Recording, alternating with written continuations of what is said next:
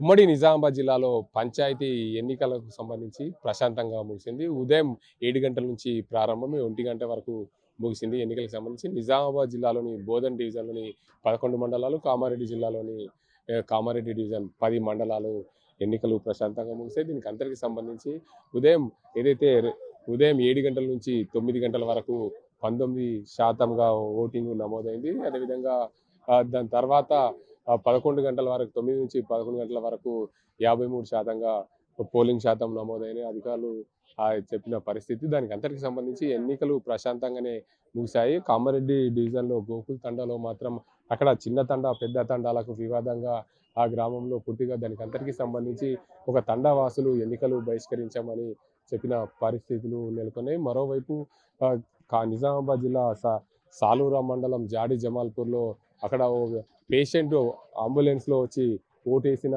పరిస్థితి నెలకొంది. మరోవైపు ఎన్నికలు సజావుగా అయితే నిర్వహించారు. ఎన్నికల అధికారులు ఎప్పటికప్పుడు పర్యవేక్షించారు. పోలింగ్ అయితే ప్రశాంతంగా ముగిసింది.